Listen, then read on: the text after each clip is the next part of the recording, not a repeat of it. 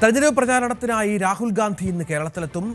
ഉച്ചയ്ക്ക് കരിപ്പൂർ വിമാനത്താവളത്തിലെത്തുന്ന രാഹുൽ റോഡ് മാർഗമാകും കോഴിക്കോട് ബീച്ചിലേക്ക് വരിക. വൈകിട്ട് 4 മണിക്ക് കോഴിക്കോട് ബീച്ചിലാണ് പൊതുസമ്മേളനം. കോഴിക്കോടിന് പുറമെ വയനാട്, മലപ്പുറം ജില്ലകളിൽ നിന്നും പ്രവർത്തകരെത്തും.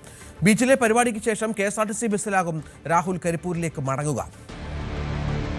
MS അനീഷ് കുമാർ ഏറ്റവും പുതിയ വിവരങ്ങളുമായി ചേരും. അനീഷ്, ദേശീയ നേതാക്കൾ കേരളത്തിലേക്ക് എത്തുകയാണ്. മനസ്സിലാക്കേണ്ടത്, ഈ തെരഞ്ഞെടുപ്പ് കാലത്ത് ആദ്യം വരുന്ന നേതാവ് രാഹുൽ ഗാന്ധിയാണ്.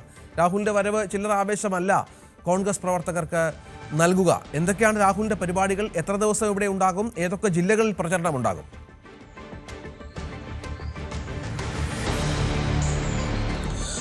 രഞ്ജിത്ത്, കോൺഗ്രസിന്റെ ക്യാമ്പിന് വലിയ ആവേശം പകർന്നുകൊണ്ടാണ് രാഹുൽ ഗാന്ധി കേരളത്തിലേക്ക് എത്തുന്നത്. നേരത്തെ പുതുയുഗ യാത്രയുടെ സമാപന ചടങ്ങിൽ രാഹുൽ ഗാന്ധി പങ്കെടുത്തു. അത് തെരഞ്ഞെടുപ്പ് പ്രചാരണത്തിന്റെ ഒരു കേളികൊട്ട് എന്ന് തന്നെ നമുക്ക് വിശേഷിപ്പിക്കാൻ കഴിയുമായിരുന്നു. അന്ന് 5 ഗ്യാരണ്ടികൾ പുറത്തിറക്കിയാണ് UDF ക്യാമ്പിന് രാഹുൽ ഗാന്ധി ആവേശം നൽകിയത്. ഇതിനുശേഷം ഇന്നിപ്പോൾ കോഴിക്കോടാണ് കേരള പര്യടനത്തിലെ ആദ്യ മഹാ റാലി സംഘടിപ്പിച്ചിരിക്കുന്നത്. വൈകുന്നേരം 4 മണിക്ക് കോഴിക്കോട് ബീച്ചിലാണ് ചടങ്ങ് സംഘടിപ്പിച്ചിരിക്കുന്നത്. കേരളത്തിലെ UDFിലെ അല്ലെങ്കിൽ കോൺഗ്രസിലെ പ്രധാന നേതാക്കൾ എല്ലാം തന്നെ ഇന്നത്തെ ഈ മഹാറാലിയിൽ പങ്കെടുക്കും. ഒപ്പം ഈ സമീപ പ്രദേശങ്ങളിൽ നിന്നുള്ള ജില്ലകളിലെയും മണ്ഡലങ്ങളിലെയും ഒക്കെ സ്ഥാനാർത്ഥികളും പരമാവധി ഇന്നത്തെ ചടങ്ങിൽ പങ്കെടുക്കുമെന്നാണ് അറിയിച്ചിരിക്കുന്നത്. ആയിരക്കണക്കിന് പ്രവർത്തകരെ പങ്കെടുപ്പിച്ചുകൊണ്ട് എങ്ങനെ കേരളത്തിൽ UDF അധികാരം പിടിക്കാൻ പോകുന്നു എന്നതിൻ്റെ ഒരു സൂചന എന്ന തരത്തിൽ തന്നെയാവും ഇന്നത്തെ ഈ മഹാറാലി ക്രമീകരിച്ചിരിക്കുന്നത് എന്നാണ് കോൺഗ്രസ് നേതാക്കൾ പറയുന്നത്.